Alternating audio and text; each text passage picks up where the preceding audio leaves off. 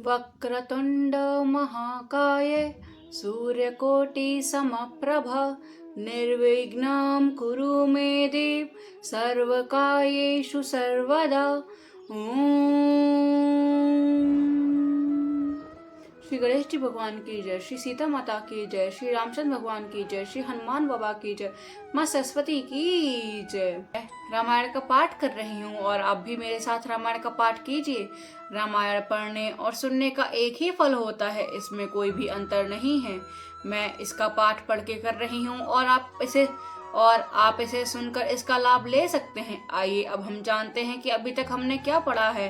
भरत जी राम जी को अयोध्या वापस लाने के लिए सभी नगरवासियों के साथ में वन की तरफ प्रस्थान करते हैं। वन में उनकी भेंट निषाद राज से होती है। तब निषाद राज उन्हें वह शैय्या दिखाते हैं जहाँ राम, लक्ष्मण और सीता जी ने शयन किया था। अब हम इसके आगे का प्रसंग जानते हैं। आइए जानते हैं। भगवान श्री राम के वनवास के समय जब भरत जी उनकी खोज में निकले, उस यात्रा में स्नेह और त्याग का ऐसा अनुपम उदाहरण देखने को मिलता है जो हर किसी व्यक्ति के हृदय को स्पर्श कर लेता है। भरत जी जब राम जी से मिलने के लिए अयोध्या से वन की ओर जा रहे थे, अयोध्या की सभी माताएं, गुरुजन, नगरवासी और सेवक और भी साथ हो लिए।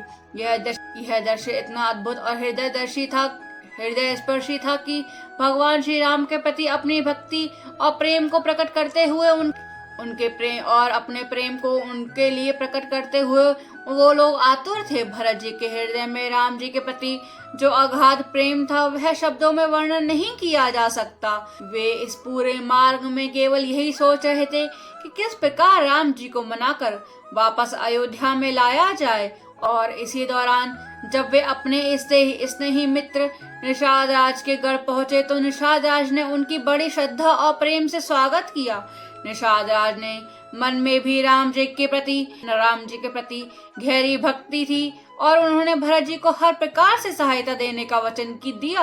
आगे की यात्रा में जब सभी लोग राम जी के पास चल दिए तो भरत जी ने देखा कि मार्ग कठिन है और लंबा था। सेवकों ने भरत जी से आग्रह किया वे घोड़े पर सवार होकर यात्रा करें ताकि उन्हें कष्ट ना हो, किंतु भरत जी का हृदय राम जी की स्मृति से भरा हुआ था।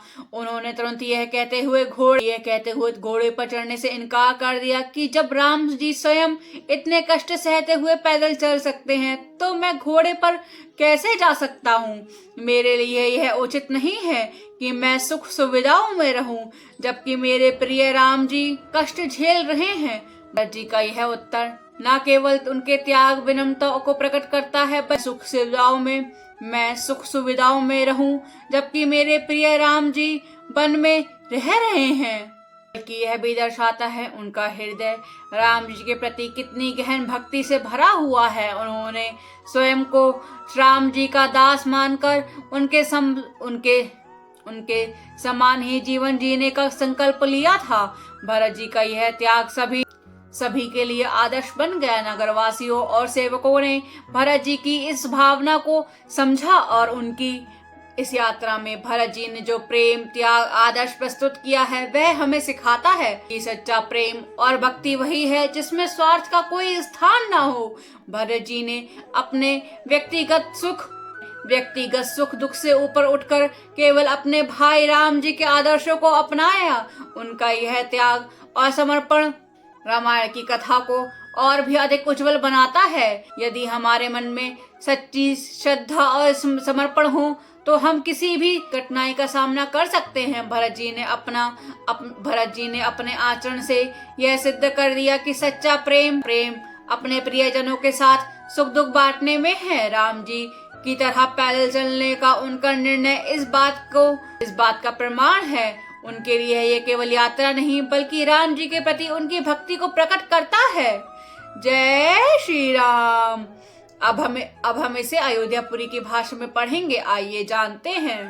निषाद नाथु अगुआई मातु पाल की सकल चलाई साथ बोलाई भाई लघु दीना बे प्रवजन हित गोवन कुन गुर कीना आपू ससुर ही कीन प्रणामो सुमिरे लखन सहित सिय रामू गवन भरत पय देई पाए कोतल संग जाही डोराए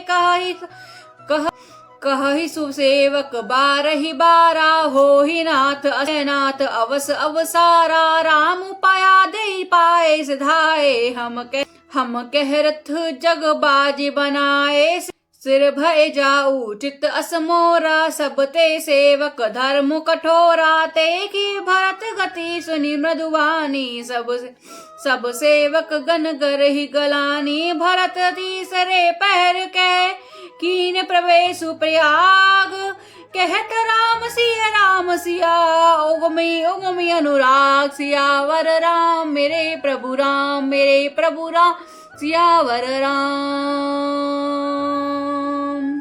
मंगल भवन अमंगल हारी द्रवहु सुदशरथ अजर बिहारी।